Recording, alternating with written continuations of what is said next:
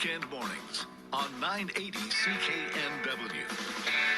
With the amazing Phil Figueredo, I'm Sterling Fox with you on this lovely Saturday morning, 6:34. Here's a quote from an article by our next guest at theconversation.com. If widely adopted, Threads could potentially challenge Twitter's dominant position and significantly impact its operations. According to the Pew Research Center, the majority of Twitter users in the United States, at least, have taken a break from the platform in the past year.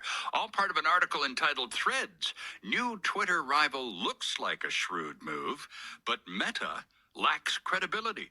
The author of the piece is Wasim Ahmed, a senior lecturer in digital business, joining us from the University of Stirling in the UK. Wasim Ahmed, good morning and welcome.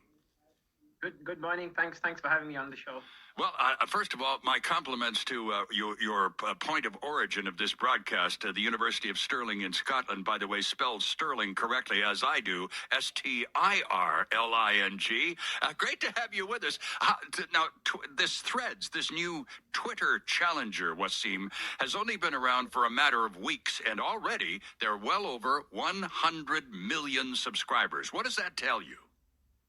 Yeah, definitely. So that tells us that Threads does pose a real threat to Twitter, and it is a major rival, more so than other alternatives. Just by looking at those growth numbers, we know that a lot of people are signing up. And one of the strengths that Threads has is that it's really tapping into that audience Meta has, because Threads is actually linked to Instagram, and Instagram has over 2 billion monthly active users. Right. A lot of those people are actually signing up through the Instagram service as well.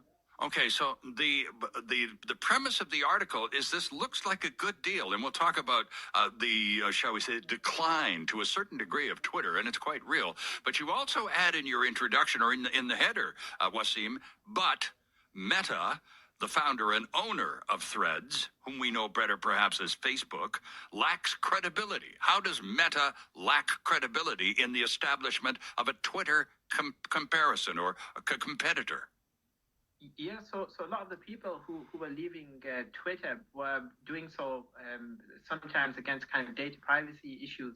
And Facebook's had its own issues in the past. So only a few years back, the hashtag delete Facebook was trending across social media platforms because of data privacy issues and concerns people had with sharing their data with Meta specifically. People have got concerns with misinformation that might exist on kind of Meta's platforms such as Facebook. So there are a lot of people who are not signing up to Threads, and they might never do so because of these issues. So is it because Facebook or Meta, the parent corporation, is all about monetizing data? I mean, they're in business, for crying out loud. So the business is getting as many people onto their platforms like Instagram, like Facebook, and then having that data available to those who would require it for any number of marketing and other reasons. And that has undermined the credibility of Meta. It's the fact that they're just so shamelessly capitalistic about their enterprise?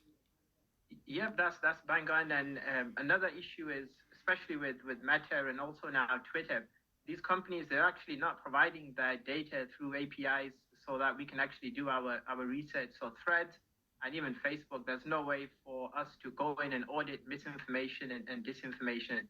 And Facebook has been criticized in the past for kind of misleading adverts and potentially harmful information on the platform, but that might be kind of monetized, so they are sometimes reluctant to remove content. Mm-hmm. So let's talk about Twitter for a second by comparison, Wasim, if you don't mind, because the decline, and I'm using that word again, is significant. They've lost quite a number of users, of subscribers, and they've lost a ton of advertising revenue as well. They've got a new CEO in there, and I don't know, and she comes from a marketing background and is quite successful in the past.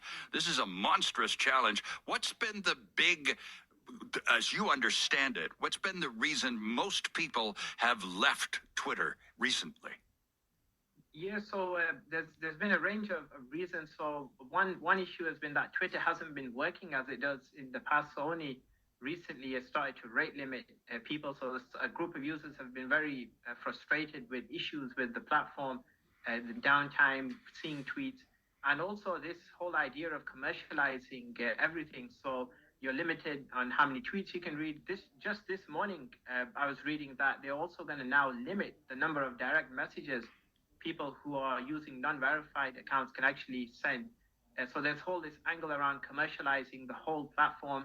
There's also issues around allowing kind of freer content on the platform right. as well. So there's all these issues around kind of lack of moderation as well. Well, and putting people off. Yeah, and you, I'm glad you got to the point of the issues surrounding controls, because since Musk has taken over Twitter, a lot of those editorial type controls have been either eliminated or relaxed. How does the control, how do the control mechanisms at the new place, Threads, stand up versus what's left of control mechanisms on Twitter? So interestingly, some of the people on Twitter that want this kind of free content, they're pointing to the fact that Threads might have better moderation policies, and I think they're trying to position themselves and welcome advertisers onto Threads. So there has been a lot more advertisers signing up to Threads, thinking that it might be a more suitable alternative to the likes of Twitter, and potentially it might have better moderation policies in terms of hate speech on the platform. Mm-hmm. Are there any other platforms that people who like to tweet can go to short of Threads? You mentioned Mastodon, for example, in your article. Yep. That's one of the platforms as well, and that's a kind of decentralized social media platform. So what we've been finding is people are leaving Twitter, and rather than heading over to one single platform, people are actually spread out across a number of different platforms now. A lot of my academic colleagues that were very active on Twitter no longer using the platform. Some might be on Mastodon, others are moving to Threads. So it's really dividing the kind of number of active users on a single platform, and all people are kind of spreading out. Yeah, where does Trump's thing, Truth Social, where does that factor into the mix these days? I think that's not really taken up as a mainstream platform, and potentially that's a kind of echo chamber of similar-minded people kind of signing up to that. But mainstream-wise, it hasn't really taken off the way Threads has, with the kind of number of people signing up. You talk about Meta. In order for Threads to be as successful as certainly Mark Zuckerberg and the Facebook people hope it will be, it only can be, according to you and your colleagues, it only can be that successful if they're capable of reassuring users that their data is more secure there than anywhere else. Yeah, that's correct. So we argued that Meta, just by kind of releasing Threads, it won't necessarily enhance trust in the platform, based on what we know previously of how users' data has been treated. So we need some more information and reassurances on what and how the data will be being used. And another issue related to that also is that currently Threads has very limited features compared to Twitter. So you can't actually send direct messages. You can't really search for content at the moment. And there's no concept of hashtags on the platform. So if it really wants to take off, it might need to start to invest in those features and see how users respond to those as well. Interesting. And the final question to you. It's great to have you on the show today, Wasim. Just an excellent hookup, too, by the way. How interested do you think really Meta, Zuckerberg, and company are in securing the data to expand the platform to really take on Twitter at that global dimension? Yeah, so from the kind of track record with user data, they've not been on the kind of best side of consumers and looking after the data. It really remains to be seen what and how the situation will play out. But Threads, I think, is a real threat to Twitter. But it remains to be seen if users are going to stick around, and that's likely to be based on the features Threads implements and the response users give to those features going forward. How about you personally? Are you a new Thread user, or do you still tweet, or have you abandoned both?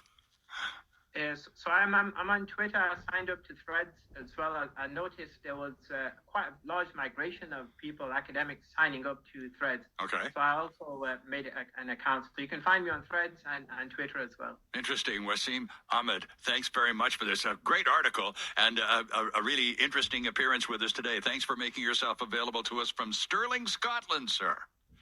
Great. Thank you very much. Thanks for having me on. There's Wasim Ahmed, a senior lecturer in digital business at the University of Stirling.